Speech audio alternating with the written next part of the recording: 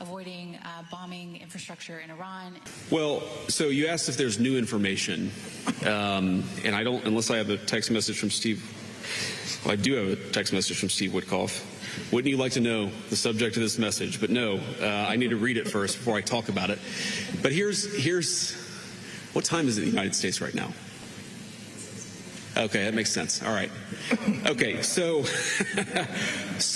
Natalie, on this question of the deal, I really think there are two pathways. The president's been very clear about this. There are two pathways that this thing is ultimately going to end. First of all, the United States has largely accomplished its military objectives. There are still some things that we'd like to do, for example, on Iranian ability to manufacture weapons that we'd like to do a little bit more work on militarily. But fundamentally, the military objectives of the United States have been completed. So that means, as the president has said, very shortly this war is going to conclude. And I think the nature of the conclusion is ultimately up to the Iranians. I think there really are two pathways, and I'm oversimplifying this a little bit, but I think pathway one is where the Iranians decide they're going to be a normal country. They're not going to fund terrorism anymore. They're going to be part of the world system of commerce and exchange, and that's going to mean much better things for them economically. It's going to mean better things for the peace and safety of the world. It's going to mean a lot of good things for a lot of people all over the planet. That's option A.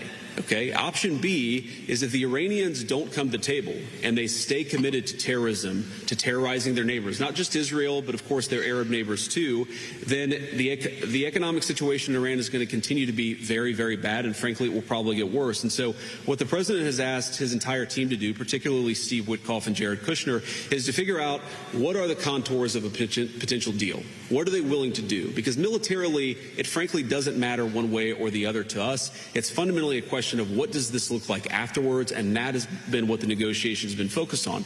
And the president's also been very clear that while the Iranians are trying to exact as much economic cost through the Straits of Hormuz, the United States has the ability to extract much greater economic costs on Iran than Iran has on an ability to extract costs on us or on our friends in the world. So I hope that they're smart. The president has set a deadline for about 12 hours from now in the United States. We're going to find out, but there's going to be a lot of negotiation between now and then, and I'm hopeful that it gets to a good resolution. You did say that the military objectives of this war have been achieved. So could you help us understand why the president is still threatening to attack every bridge and every power plant in Iran? So you asked about Kharg Island. My understanding, having talked to Pete and General Kane about this, is that we were going to strike some military targets on Kharg Island. I believe we have done so. The president's deadline has been followed by us and everybody else, and he said very clearly, we're not going to strike energy and infrastructure targets until the Iranians either make a proposal that we can get behind or don't make a proposal, but he's given them until Tuesday at 8 o'clock. So I don't think the news in Kharg Island represents a change in strategy or represents any change from the President of the United States. He continues to say the deadline is 8 o'clock, and the deadline is for what? Fundamentally, what Iran is trying to do, because they've been defeated militarily, is they're trying to extract as much economic pain on the world as possible. And the President of the United States is a man who recognizes leverage, that if the Iranians want to exact a certain amount of pain, the United States has the ability to exact much, much greater pain. The President doesn't want to do that. I don't want to do that. That's why we're negotiating so aggressively. But fundamentally, the ball is in the Iranians' court. Now, I think the president has talked about this. One thing I will say is that the Iranians were not the fastest negotiators before the war started, and they are certainly not the fastest negotiators now. So we recognize there's some delay sometimes in transmitting messages from one person to another, but we feel confident that we can get a response, whether it's positive or negative. We're going to get a response from the Iranians by 8 o'clock tonight.